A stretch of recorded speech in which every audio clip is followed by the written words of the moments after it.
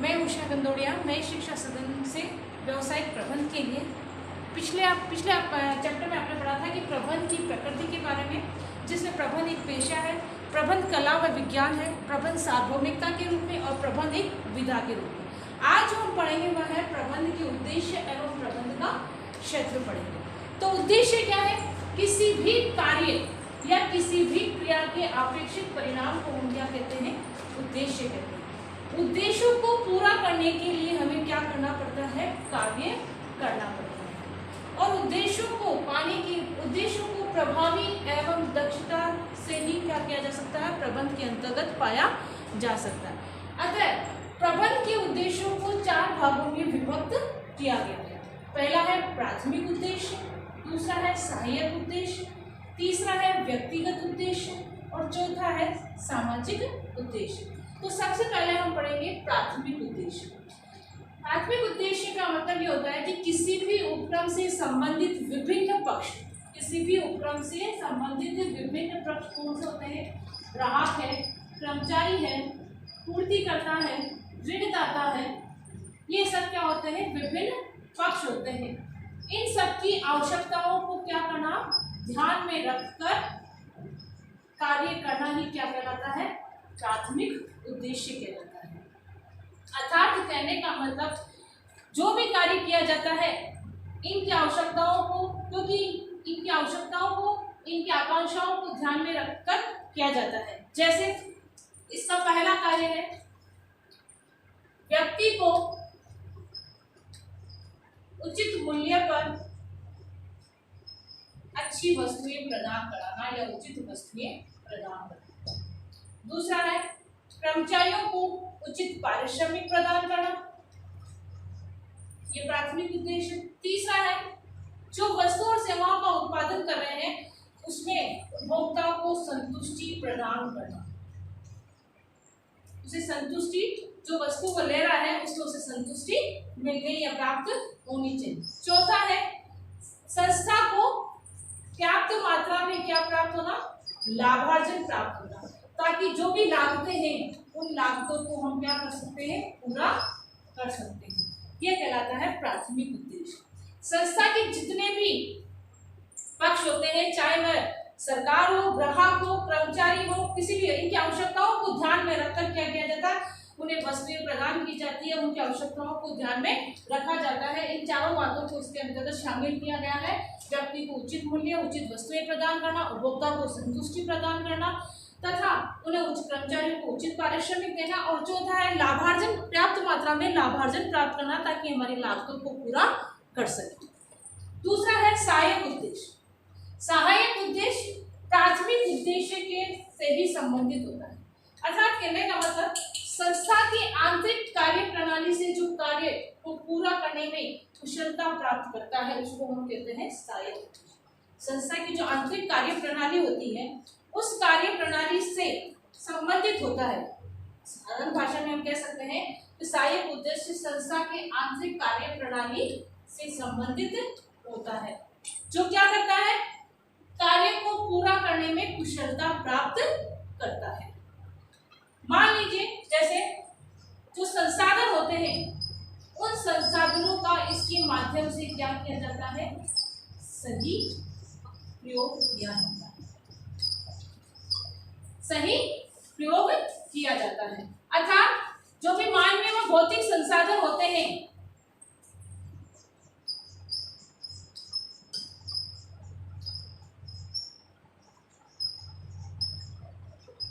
इन संसाधनों का किस प्रकार से उपयोग किया जाए कि न्यूनतम लागत पर अधिकतम उत्पादन प्राप्त हो सके। अन्य शब्दों में हम कह सकते हैं कि इन मानवीय और भौतिक संसाधनों में किस प्रकार से तालमेल स्थापित किया जाए तथा इसकी गुणवत्ता को ध्यान में रखते हुए क्या किया जाता है? इन संसाधनों का उपयोग किया जाता है, वह कहलाता है सहायक उद्देश्य। सहायक उद्देश्य संस्था की आंतरिक कार्य प्रणाली से संबंधित होती है, जो कार्य में कुशलता प्राप्त करने में सहायक होती है। अर्थात कहने का मतलब यह है कि संसाधनों का किस प्रकार से उपयोग किया जाए कि न्यूनतम लागत पर अधिकतम उत्पादन प्राप्त हो सके। मानवीय व भौतिक संसाधन जो होते हैं उन संसाधनों में किस प्रकार से तालमेल स्थापित किया जाए, उसका किस प्रकार से प्रयोग किया जाए, इस तथा साथ ही साथ गुणवत्ता को ध्यान में रखते हुए इनकी आवश्यकताओं को पूरा किया जाता है, वह कहलाता है सहायक उद्देश्य। तीसरा है व्यक्तिगत उद्देश्य। व्यक्तिगत उद्देश्य एक उपक्रम में संस्था के अंतर्गत प्रबंधक, उद्यमी और कर्मचारी, ये लोग व्यक्ति होते हैं जिनकी अलग अलग क्या होती है, आकांक्षाएं होती है, कार्य करने के तरीके अलग अलग होते हैं, उत्तरदायित्व अलग अलग होते हैं, इनकी भावनाएं अलग अलग होती है। तो इनको क्या किया जाता है, पूरा किया जाता है। एक संस्था के अंतर्गत 3 मानवीय कर्मचारी होते हैं, 3 व्यक्ति होते हैं, एक उद्यमी, एक प्रबंधक और एक कर्मचारी। इनकी क्या होती है, अलग अलग आकांक्षाएं होती है, कार्य करने के तरीके होते हैं, उत्तरदायित्व होती है, भावनाएं होती है, ये सब कैसी होती है, अलग अलग होती है और इनको क्या करना पड़ता है, पूरा करना पड़ता है। प्रबंध का ये उद्देश्य है कि ये इनके कार्यों को या इनकी आकांक्षाओं को पूरा करें। क्यों? क्योंकि कर्मचारी जो होता है वह विवेकशील व संवेदनशील संसाधन होता है, विवेकशील और संवेदनशील संसाधन होता है। अतः इसलिए आवश्यक है कि उपक्रम में ऐसा वातावरण या ऐसी कार्य प्रणाली बनाई जाए कि इनकी आकांक्षाओं को, इनकी इच्छाओं को ध्यान में रखकर कार्य किया जा सकते हैं। अतः निष्कर्ष ये कह सकते हैं कि इनकी जितनी भी आकांक्षाएं होती है उनको संतुष्टि प्रदान करना ताकि संस्था में दिन दुगनी उन्नति हो सके, लाभ प्राप्त कर सके, वह कहलाता है आपका व्यक्तिगत उद्देश्य। चौथा है सामाजिक उद्देश्य। सामाजिक उद्देश्य का अर्थ होता है प्रबंधकीय क्रियाओं के दौरान सामाजिक हितों को ध्यान में रखना। प्रबंध की क्रियाएं, प्रबंध के जितने भी कार्य होते हैं, चाहे वो नियोजन हो, चाहे संगठन हो, चाहे नियंत्रण हो, चाहे अभिप्रेरण हो, चाहे नियुक्तिकरण हो, कोई सा भी कार्य हो, उसके दौरान किसको ध्यान में रखा जाए, सामाजिक हित को ध्यान में रखा जाए। संगठन द्वारा उपलब्ध कराए गए साधनों की, क्योंकि संस्था जो है वह किसके द्वारा चलाई जाती है, समाज द्वारा प्रदान किए गए संसाधनों से।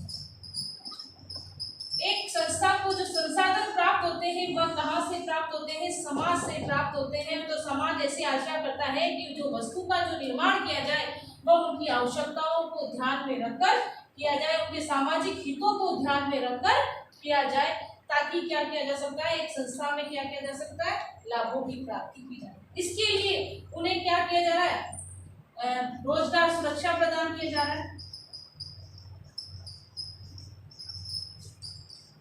उनके बच्चों के लिए स्कूलों, चिकित्सा, शिशु गृह आदि का निर्माण किया जा रहा है। इस प्रकार की क्रियाएं सामाजिक उद्देश्यों के अंतर्गत शामिल की जाती है। तो ये हो गए हमारे 4 उद्देश्य। अगर हम पढ़ेंगे प्रबंध का क्षेत्र,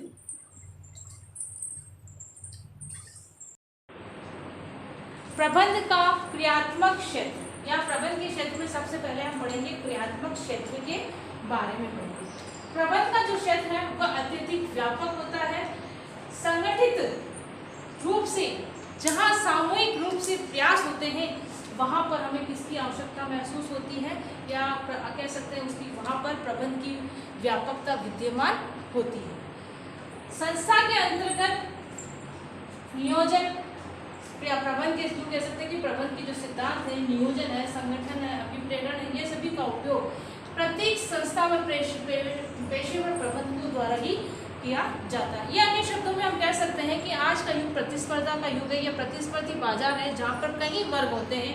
ग्राहक वर्ग पहले ही बताया था मैंने, कर्मचारी वर्ग, पूर्तिकर्ता वर्ग, ये सभी होते हैं। इनकी अपनी क्या होती है, आकांक्षाएं होती है।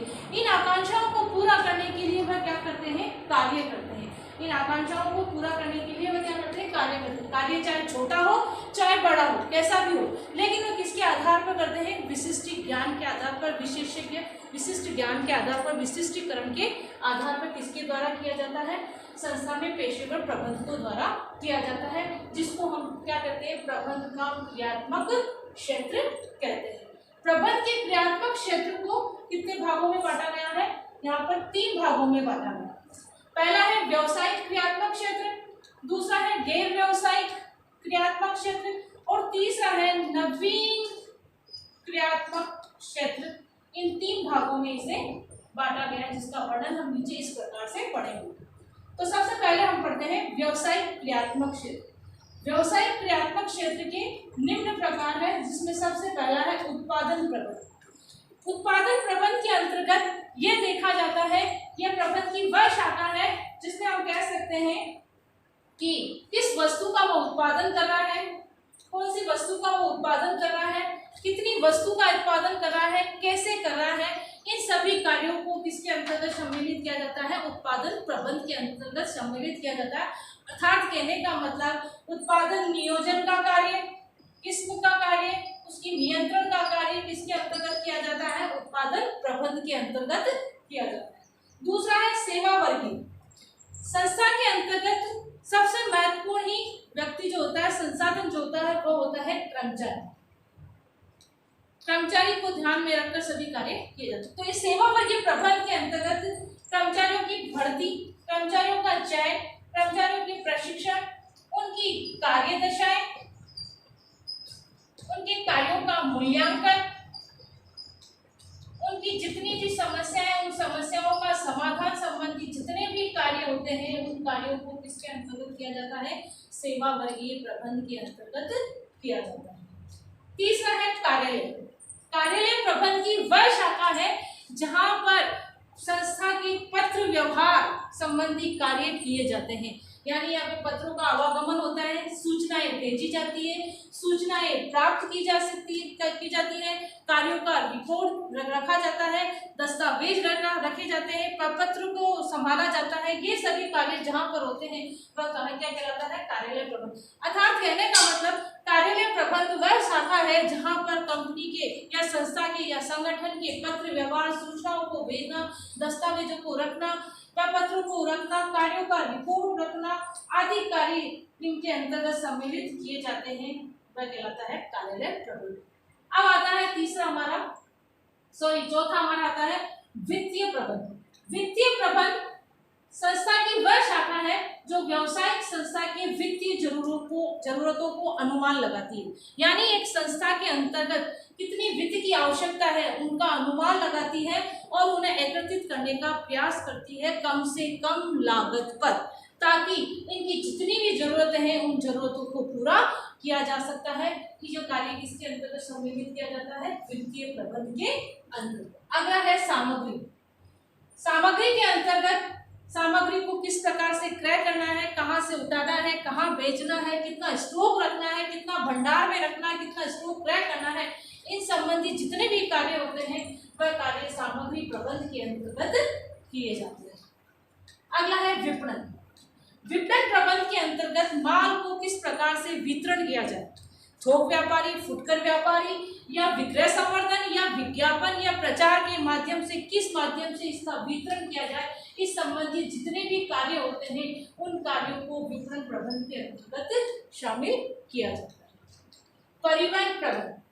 प्रबंध की वह शाखा जहां पर व्यक्ति और माल को एक स्थान से दूसरे स्थान पर कम से कम लागत पर आसानी से पहुंचाया जा सके, इस प्रकार के कार्यों को परिवहन प्रबंध के अंतर्गत शामिल किया जाता है। कि कम से कम लागत पर हमारा माल अधिक चले जाए, किस परिवहन के माध्यम से जाए, इस सब प्रकार की क्रियाओं को परिवहन प्रबंध के अंतर्गत शामिल किया। लेखाकर। लेखाकर भी प्रबंध की वह शाखा है जहां पर सभी कार्यों का लेखा जोखा होता है। यानी वहां पर संपत्ति का लेखा जोखा होता है, हिसाब का लेखा जोखा होता है, कितना भुगतान करना है, कितना भुगतान देना है, कितना प्राप्त करना है, कितने देनदार है, कितने लेनदार है, इन संबंधी सभी कार्य क्रियाओं का सम्मिलित जो किया जाता है वो किसके अंदर किया जाता है? लेखा प्रबंध के लेखा कर्म प्रबंध के अंतर्गत सम्मिलित किया जाता है। आयात निर्यात प्रबंधन, जिसके अंतर्गत आयात संबंधी और निर्यात संबंधी किन चीजों को निर्यात करना है, कैसे निर्यात करना है, किनका आयात करना है, कैसे आयात करना है, इस संबंधी जितने भी कार्य होते हैं वह हम कहलाते हैं आयात निर्यात संबंधी के अंतर्गत शामिल होते हैं। शोध, यह भी संस्था का, ये प्रबंध की शाखा का महत्वपूर्ण अंग है, क्योंकि शोध के माध्यम से नई नई तकनीकी, नई नई विधियों का प्रयोग किया जाता है। किस प्रकार से नई विधि तकनीकी अपनाई जाए, कम से कम लागत पर तकनीकी को अपनाया जाए, जिससे उस तकनीकों को अपनाने से हमें अधिकाधिक लाभ की प्राप्ति हो सके, वह कहलाता है शोध। ये थे हमारे व्यवसायिक क्रियात्मक क्षेत्र के 10 प्रकार थे। पहला उत्पादन प्रबंध, दूसरा सेवा वर्गीय, तीसरा कार्यालय, चौथा वित्तीय प्रबंध, पांचवा सामग्री प्रबंध, छठा विपणन प्रबंध, सातवां परिवहन प्रबंध, आठवां लेखाकरण प्रबंध, नौवां आयात निर्यात प्रबंध और 10वां है शोध प्रबंध। अब दूसरा आता है हमारा गैर व्यावसायिक क्रियात्मक प्रबंध। गैर व्यावसायिक क्रियात्मक प्रबंध के अंतर्गत भी हमने इसे निम्न भागों में बांटा है। पहला है शिक्षा प्रबंध। शिक्षा जो मानव विकास का महत्वपूर्ण अंग माना जाता है, जो मानव विकास का महत्वपूर्ण अंग माना जाता है। प्रबंध की यह शाखा शिक्षा है, शिक्षा, प्रशिक्षण, जिसके अंतर्गत शिक्षा और प्रशिक्षण के विकास की सुविधा, उसके विस्तार की, उसके विकास से संबंधित जितने भी कार्य होते हैं उन कार्यों को शिक्षा प्रबंध के अंतर्गत शामिल किया गया।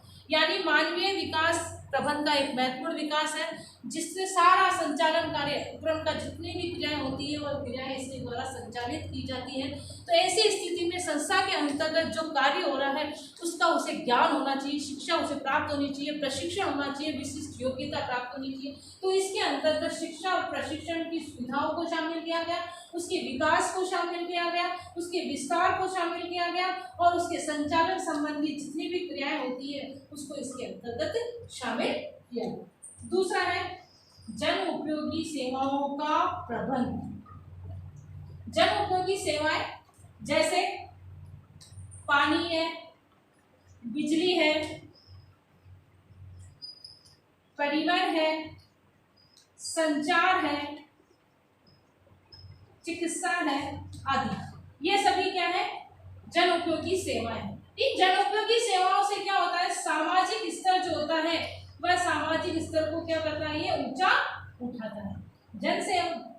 जन उपयोगी सेवाएं जो होती है ये सामाजिक स्तर को क्या करती है? ऊंचा उठाती है। तो प्रबंध की ये शाखा मानव उपयोगी सेवाओं का प्रबंध करती है, मानव उपयोगी सेवाओं का प्रबंध करती है, वह कहलाती है जन उपयोगी सेवा। वापस मैं समझा रही हूँ, इसके अंतर्गत पानी, बिजली, परिवार, संचार, चिकित्सा आदि को सम्मिलित करता है, जो क्या करता है? सामाजिक स्तर को ऊंचा उठाता है। अतः कहा जाता है कि ये मानव उपयोगी सेवाओं का प्रबंध करती है। तीसरा है तकनीकी प्रबंध। तकनीकी प्रबंध देश की समृद्धि के लिए, देश की तकनीकी के लिए, देश की समृद्धि और देश की तकनीकी का विकास करने के लिए तकनीकी प्रबंधन अति आवश्यक है। अगर हमें देश का विकास करना है या किसी संस्था से दूसरी संस्था, हमें किसी एक संस्था से दूसरी संस्था से आगे निकलना है तो हमें तकनीकी प्रबंधन का करना अति आवश्यक होता है। इसके अंतर्गत किसको शामिल किया गया? ज्ञान और विज्ञान के विकास को, ज्ञान या विज्ञान को बढ़ावा देने वाले सेवाओं और क्रियाओं का विकास व विस्तार किया गया। तकनीकी देश की समृद्धि के लिए देश की तकनीकी का होना बहुत आवश्यक है, जिससे क्या होता है? ज्ञान विकास को बढ़ावा मिलता है। इतना ही नहीं बल्कि क्या मिलता है? इसके साथ साथ हमें ज्ञान विज्ञान के साथ साथ क्रियाओं का विकास भी होता है, जितनी भी कार्य होती है उनका भी विकास होता है। अगला है वातावरण प्रबंध। वातावरण प्रबंध के अंतर्गत दूषित होने वाली जितनी भी क्रियाएं होती है उसमें बचने का प्रबंध इसके अंतर्गत किया जाता है कि कार्य को इस प्रकार से करें कि वातावरण भी दूषित ना हो और अच्छे से अच्छे वातावरण को अच्छे से अच्छा वातावरण बनाकर हम अपनी जितनी भी क्रियाएं हैं जितने भी कार्य हैं उन कार्यों को आसानी से पूरा करें, वह इसके अंतर्गत शामिल किया गया है वातावरण प्रबंध के। पांचवा है प्रतिरक्षा प्रबंध। इसके अंतर्गत सैन्य संगठन को शामिल किया गया। प्रतिरक्षा के अंतर्गत किसको शामिल किया गया? सैन्य संगठन की स्थापना करना या उसको शामिल किया गया, जिसका मुख्य कार्य क्या है? सुरक्षा व्यवस्था का प्रबंध करना।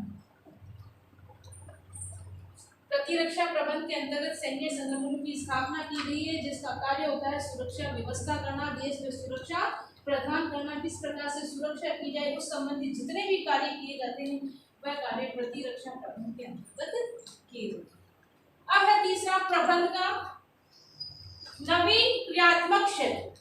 प्रबंध का नवीन क्रियात्मक क्षेत्र औद्योगिक प्रगति के साथ साथ प्रबंध की आवश्यकता हमारे वर्तमान में दिन प्रतिदिन बढ़ती जा रही है। वर्तमान में दिन प्रतिदिन बढ़ती जा रही है, जिसके कारण कई ऐसे क्षेत्रों का निर्माण हुआ है, कई ऐसे क्षेत्र महत्वपूर्ण क्षेत्र आए हैं जो उद्योगों की प्रकृति पर निर्भर करते हैं। किस पर निर्भर करते हैं? उद्योगों की प्रकृति पर निर्भर करते हैं। नवीन क्षेत्र के अंतर्गत हमारे देश में औद्योगिक प्रकृति हो रही है, व्यावसायिक प्रकृति हो रही है, जिसके कारण हमें किसकी आवश्यकता हुई? प्रबंध की आवश्यकता वर्तमान में दिन प्रतिदिन महसूस हो रही है। और इसके लिए कई ऐसे क्षेत्र आए जो किस पर निर्भर करते हैं? उद्योगों की प्रकृति। जैसे हम ले लीजिए सार्वजनिक उपक्रम ले लीजिए, इसके अंतर्गत सार्वजनिक उपक्रमों को ले लीजिए। दूसरा ले लीजिए उद्यमिता प्रबंध को ले लीजिए। उद्यमिता प्रबंध जो भी वर्तमान में है। समय का प्रबंध,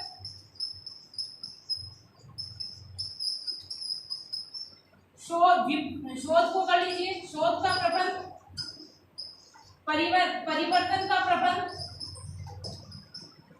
लघु व्यवसाय का प्रबंध, फुटकर व थोक व्यापारियों का प्रबंध और जोखिम व सुरक्षा का प्रबंध।